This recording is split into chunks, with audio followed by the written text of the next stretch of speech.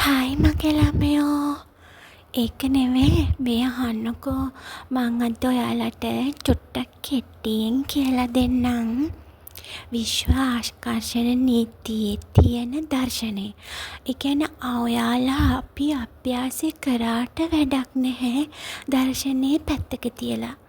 ගොඩාක් අය විශ්ව ආකර්ෂණ නීතියේ දර්ශනය කියලා දෙන්නේ නැහැ. හැබැයි අභ්‍යාස කියලා දීලා ඒක පුරුදු කරන්න උත්සාහ ගන්නවා. ඒක අසාර්ථක වුණාම තමා ඔයාලා ඔය කියන්නේ අපිට ආකර්ෂණ නීතිය වැඩ කරේ නැහැ. ඒක වැඩ කරන්නේ නැහැ. ඒක බොරුවක්.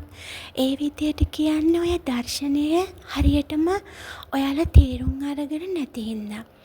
විශ්ව ආකර්ෂණ නීතිය අභ්‍යාසය වගේම දර්ශනයකුත් තියෙනවා. නීති 12කුත් තියෙනවා. ඒ නීති 12 මම පස්සේ ඔයාලට කියලා දෙන්නම්. අද දර්ශනය ගැන චුට්ටක් කියන්නම්. ඔයාලා හරියටම දැනගන්න ඕනේ ඔයාට අවශ්‍ය මොනවද? මේ ඔයාට ලැබිය යුතු මොනවද කියලා.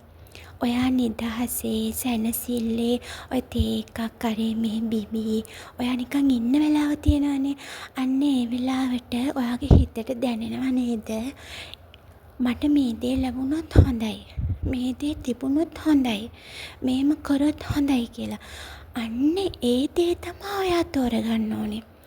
ඒක ඔයා තෝරගෙන විශ්ව ආකර්ෂණ නීතියේ තියෙන ටෙක්නික් එකක් ඔය මොකක් හරි අභ්‍යාසයක් මාර්ගයෙන් ඒක ලබා ගන්නකො. ඒක ඔයාට අනිවාර්යයෙන්ම ලැබෙනවා.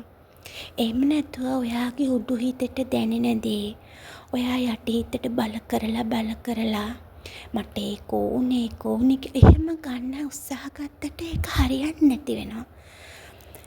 තව දෙයක් තමා සමහර විට ඔයා මේ ප්‍රාර්ථනා කරන දේ බලාපොරොත්තු වෙන දේ තව අවුරුද්දකින් දෙකකින් අවුරුදු 5කින් 6කින් ඒ වෙනකොට ඔයාට මේ දේ එපා වෙලා. ඒ එපා වෙලා ඉන්න මොහොතක ඔයාට ওই දේ ලැබෙන්න ඉඩ තියෙනවා. ඔයාට තේරුණාද කියන්නකො ළමයෝ? තේරුණා නම් තේරුණා කියන්න. හාන්ද? ඉතින් ළමයෝ මේකත් අහන්නකෝ. ඔයා මොනවම හරි ප්‍රාර්ථනාවක් කරලා මොනවා හරි ටෙක්නික් එකක් මාර්ගයෙන් අභ්‍යාසයක් මාර්ගයෙන් ඒක එතනින් අමතක කරන්න. ඒක හිතේ තියාගෙන ඒක කවදා වෙයිද? කවදා මට ලැබෙයිද? මොන විදියට ඒව මතක් කරගන්නවත් එපා. හාද? ඒව අමතක කරන්න ඕනේ. ඒක එතනින් අමතක කරලා දාන්න. එතකොට තමයි ඉක්මනට ප්‍රතිඵල තියෙන්නේ. අනිත් එක හොඳට මතක තියාගන්න. යටි හිත කියන්නේ හැම වෙලාවෙම ඔයාට විරුද්ධව වැඩ කරන කෙනෙක්. ඔයා දැනගන්න ඕනේ එයාව යාළු කරගන්න. ඉතින් මගේ වීඩියෝ එක අහපු ඔයාට ගොඩාක් ස්තුතියි. හාද?